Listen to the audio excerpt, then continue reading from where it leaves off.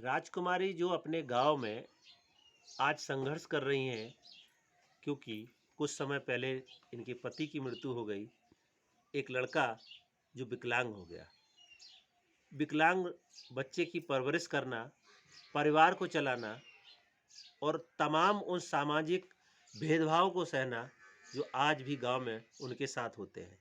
एक महिला जो विधवा की ज़िंदगी में कितने सारी दिक्कतों का सामना करती है, ऐसी कहानी के साथ आज मैं हाजिर हूँ। यह दोस्तों नमस्कार, मेरा नाम है कुलदीप कुमार और हम आज बात कर रहे हैं।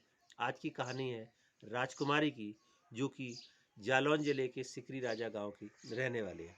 राजकुमारी फिलहाल अभी वो विधवा है और अपने घर में एक फसरत की दुकान रख के अपनी आजीविका चलाती है।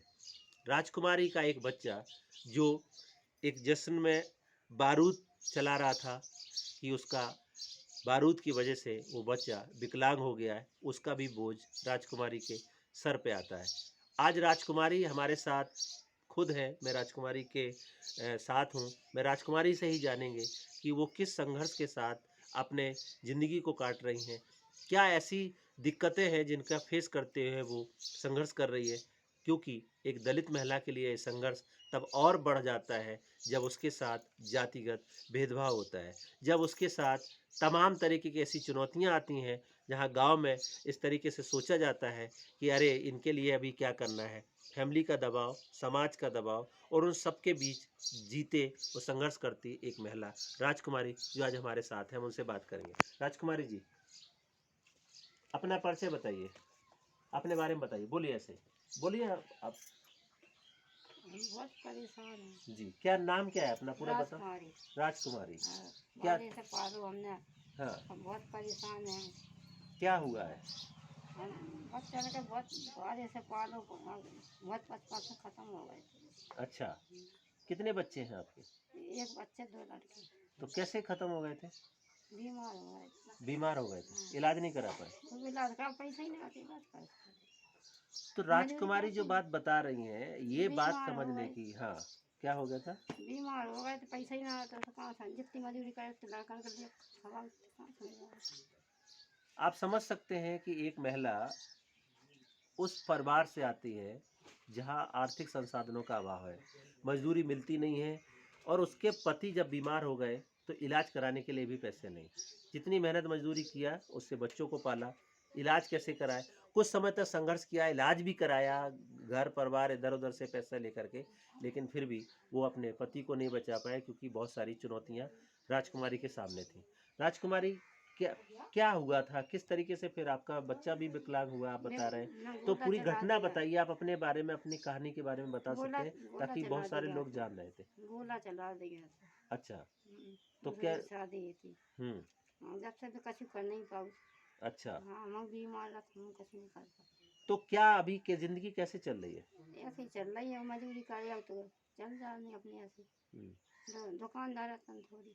तो आप दलित समुदाय से आती हैं, हाँ। आपके गांव में छुआछूत होता है? हाँ, किस तरह से छुआछूत होता है? कहूँ कछु लगाओ, कहूँ क्या? के मजदूरी मजदूरी तो करना ही है। हाँ, हाँ। तो आप मजदूरी करने जाते हैं? हाँ, जाते हैं, जितनी मना तो कर लिया। क्या मिलता है मजदूरी में? कोई 200 रुपये 250 रुपये जमा। तो रोज लगती है? आओ कम महीना खाने में लग जा। तो फिर घर का खर्चा हो जाता है इसने में?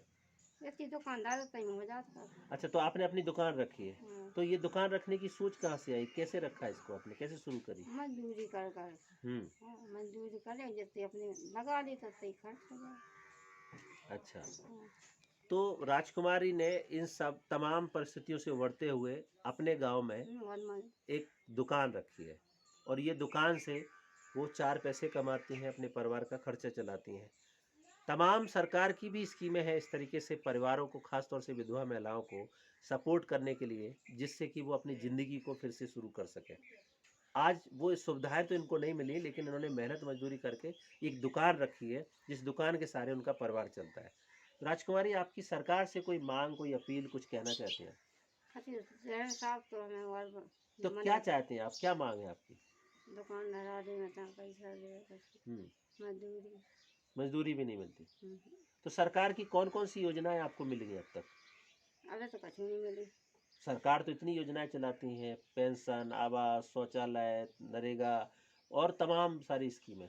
तो शौचालय तो मिल गया शौचालय मिल गया, तो और क्या स्कीम चाहिए आपको? अभी क्या चाहिए तो आपको? दुकान लगा दिए तो और हमारा खर्चा चल रहा है तो मजदूरी करनी पड़ी। अच्छा, तो राजकुमारी का कहना है कि मुझे दुकान रखवा दे, उसके लिए कोई सपोर्ट कर दे।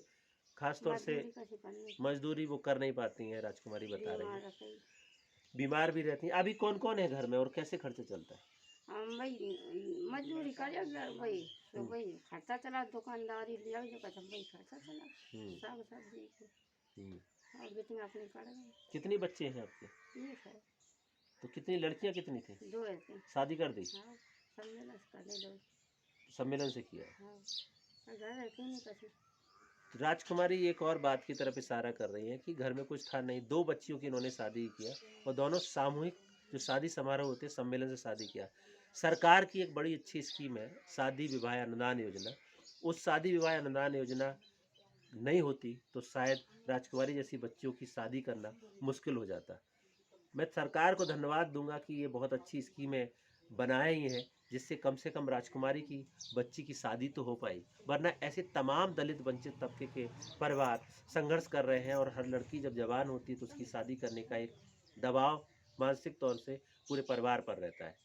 सामूहिक शादी विवाह योजना के अंतर्गत राजकुमारी ने अपनी 2 बच्चियों की शादी कर दी है। अब वो अपनी ज़िंदगी आगे जीना चाहती हैं और उनकी मांग है कि उनको कोई ऐसा रोजगार उपलब्ध कराया जाए, खासतौर से दुकान की व्यवस्था हो जाए, ताकि वो अपने परिवार का भरण पोषण कर सकते हैं। उत्तर प्रदेश अनुसूचित जाति वित्त विकास निगम लिमिटेड है, जो ऐसी महिलाओं को खासतौर से दलित वंचित तबकों के लिए रोजगार के लिए सपोर्ट करता है। मैं अपील करना चाहूँगा कि राजकुमारी जैसे परिवारों को उस योजना से लाभान्वित करते हुए उनको सपोर्ट किया जाए, ताकि वो अपनी ज़िंदगी को और अच्छे से जी सकें। राजकुमारी जी, कोई और बात जो आप बताना चाहें, क्योंकि बहुत लोग आज आपकी स्टोरी को देख रहे हैं और हम अपील भी कर रहे हैं सरकार से कि आपको अनुसूचित जाति वित्त विकास निगम से उस योजना का लाभ मिले, ताकि आप आगे की ज़िंदगी जी सकें। कोई बात? कांग्रेस का जो बढ़ावे तो हमें रखे।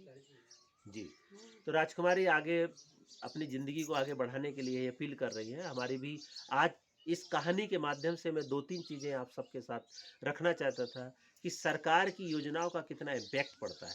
ख़ास तौर से जो शादी विवाह योजना है, अगर वो शादी विवाह योजना नहीं होती, तो शायद उस विवाह योजना ना मिलने से ऐसे परिवार छूट जाते और उन बच्चियों की शादी करना मुश्किल हो जाता।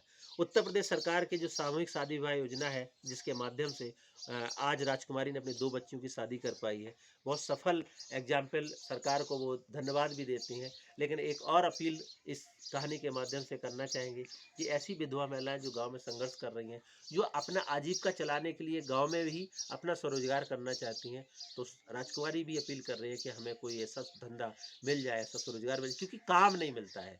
मनरेगा जैसी स्कीमें जो गांव में संचालित हो रही, लेकिन इनको काम नहीं मिल पाता समय से, तो वो अपना कोई स्वरोजगार करना चाहती हैं।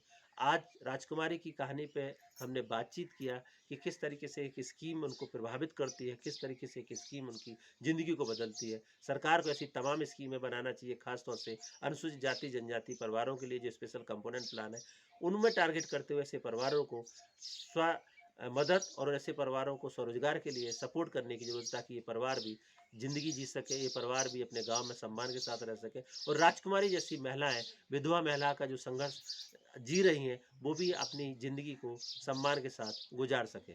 आज की कहानी में इतना ही, कल फिर मिलेंगे एक नई कहानी के साथ। तब तक के लिए नमस्कार, जय भीम, जय सोमनाथ।